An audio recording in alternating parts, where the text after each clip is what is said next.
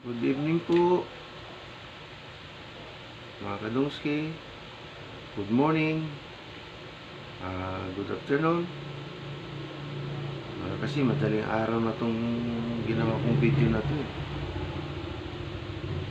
Ito kasi kaya ginawa ko tong video na to. Ilang minuto lang may nangyayari kasi dito sa amin, dito sa harap ko mismo. Ito sa harap mismo ko ng bahay ko. Mga kabataan, nagkagulo mga kabataan. Lumabas ako sa gate. Pinag-usapan ko yung mga kabataan na huwag kayong magkasakitan. Siguro medyo mga kabataan ngayon medyo mainitin ang ulo. May isang dumaan, bumili ng, hindi ko alam kung ano bibili sa tindahan. Hindi siguro nagustuhan yung forma o lakad ng isang bata. Nakusundahan. O hindi naman nakusundahan, parang ano lang, ibig sabihin, ako nadaanan ko rin yan noon. Nadaanan ko rin yung mga gano'n na trip lang. Ito na. Pasensya na po ha, kasi ano ko lang to ilarawan ko lang tungkol sa nangyari kanina. Medyo nagkagulo, may dumating barangay. Okay naman, wala naman kasi mga kabataan yun eh. Pasalamat ako sa mga kabataan na nakinig din sa akin. Doon inawat ko na huwag kayong magkasakitan, huwag kayong magkagulo, huwag kayong mag-away. Nakinig naman yung mga kabataan.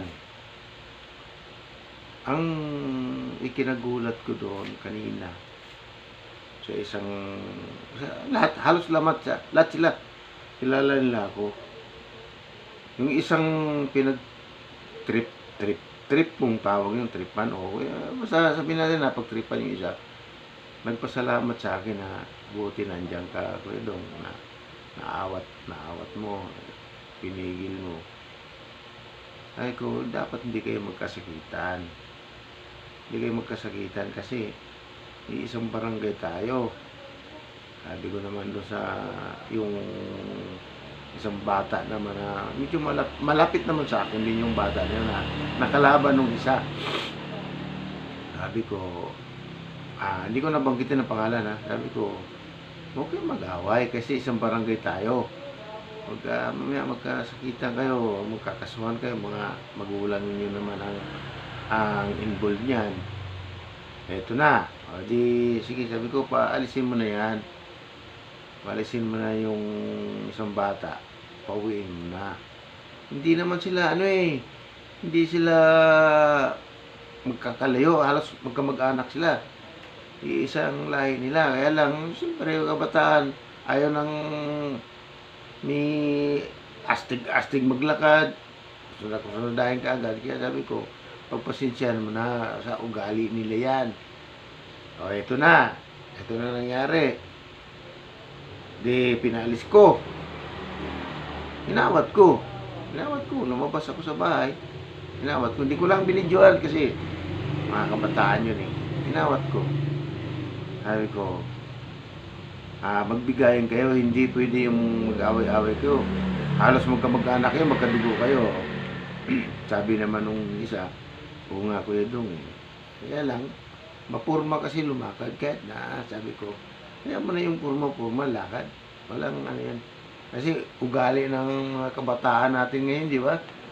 Yung paastig-astig na lakad. Okay, sabi niya, sige Dong, Kuya Dong, paalisan na namin. Umalis na. Ito ngayon, pumunta ako ng tindahan kasi mayroon akong biniling kape ata binili ko. Ano ba yung binili ko sa tindahan? Nandun na. Nagkagulo na. Titirahin na yung susuntukin na yung isang bata na bumibili sa tindahan. Sakto, nandun ako. Di na, inawat ko na naman. Inawat ko. Inawat ko. Buti itong isang anak din anak kasi ng kaibigan ko itong nagkalaban niya. Dumating yung dumating yung barangay na ano nangyari. Sabi ko, ito totoo ha. Mapanood to ng taga Kanumay. Mapanood to lahat bukas. Kung saan man kayo. Ito nangyari kagabi.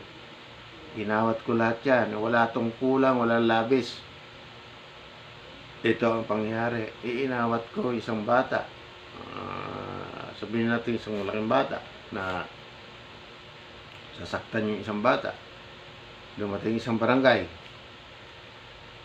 Sabi ko, isakay nyo na to, yung bumili dito sa tindahan. Kasi natatakot yung isang bata Natatakot yung isang bata na sabi ko, umuwi ka na. Sabi niya, Kuya Dong, tatakot ko, inaabangan ako. Sakto dumaan nga yung barangay, patrol. Sabi ko, isakay nyo na dyan. Kasi baka, yun na nga, baka saktan. Ito naman tong nakalaban sa kabilang panig. Di nakausap ko. Nakaalis na yung isa. Nakausap ko na. Sabi sa akin, Kuya Dong, pasalamat kami na nilabas mo kami. Kung hindi, naupakan ko na yung bata na yun. Hindi naman bata, teenager na. Sabi ko, wag naman, wag nyo nang gawin, taga rito tayo lahat. Kaya nga sabi, naiyak ako. Nung sabi nung bata, alam mo Kuya Dong, grabe respeto ko sa'yo. Totoo hindi ako nagsinungaling. Makita tong video ko to, i-upload ko to. Makita nung bata na kausap ko. Kasi nung habang kinakausap ko siya, pati tinig ko, gumagaral-gal ako, parang, ibig sabihin, ginagalang pa rin ako ng mga bata kahit na lugbok na ako. Wala na akong,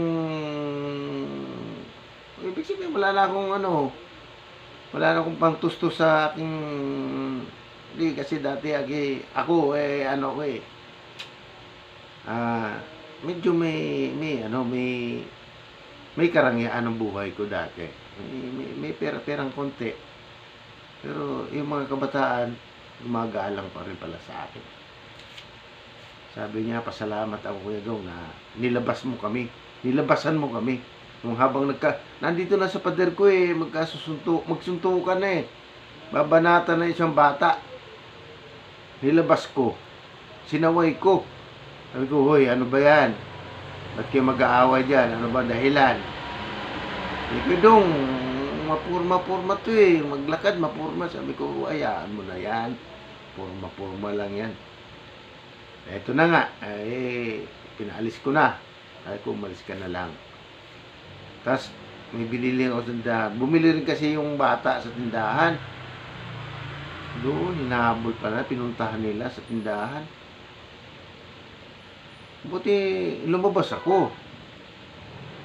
Para bang natunugan ko na baka mayroon pang gagawin silang hindi maganda doon sa bata Nag-iisa yung bata, marami sila yung nakatambay dito sa labas ko Di bumili ako, nakita ko. Talagang na nila. Saktan na nila yung bata. Yun nga, katulad sinabi ko kanina, dumaan sa barangay, pinasakay ko na doon sa barangay. Yun ang totoong story Kung sino man makapanood dito, yun ang totoong nangyari kagabi. Kasi, gabi ngayon, kinabukasan mapanood nito. Tapos nakausap ko siyang bata. Pauwi na ako. Pinaalis ko na kasi sila. Kausap ko. Sabi niya, Kuya Dong, pasalamat kami na nandiyan ka, na inawat mo kami. Sabi ko, hindi dapat kayo magkasakitan. Halos magkamag-anak lang kayo Tapos magkasakitan pa kayo. Sabi niya, Kuya nga Dong may respeto pa rin. Sabi niya, may respeto. Ang respeto namin sa inyo, Kuya Dong, sobra. Sabi ko, pasalamat naman ako sa inyo. Na sobra pala ang respeto nyo sa amin. Una, sabi ng isa. Kasi yung bata na yung isa, Talagang hindi ko naman masabi na anak kasi ng kaibigan ko, naalagaan ko rin 'yun. Sabi niya, "Kuya Dong, sobra respeto namin sa'yo. Nung meron ka, hanggang ngayon wala ka na." Hindi naman sa wala ka na, kabuhayan lang yung wala, pero sobrang respeto. Kasi ako, taga-awat talaga ako. Kahit na anong gulo rito noon, maawat ako. Kaya sa lahat ng mga makapanood dito sa video ko, i-upload ko to para makapanood nyo kung ano nangyari kagabi. Katulad nung barangay patrol na dumaan, tinanong ako nung patrol anong nangyari dong? Hindi ko nasagot yung tanong nung isang barangay, basta pinasakay ko na lang yung bata. Kasi medyo mainit na yung kabila Kaya okay naman nangyari. Medyo na safety naman yung isang bata. Pero sana wag na maulit. Kaya yan ang totoo, taga Kanumay is totoong pangyayari kagabi. Kasi gabi yun, pero kagabi mapanood nyo. Lunes, September, ano ba ngayon? September 30. Yun ang pangyayari kagabi.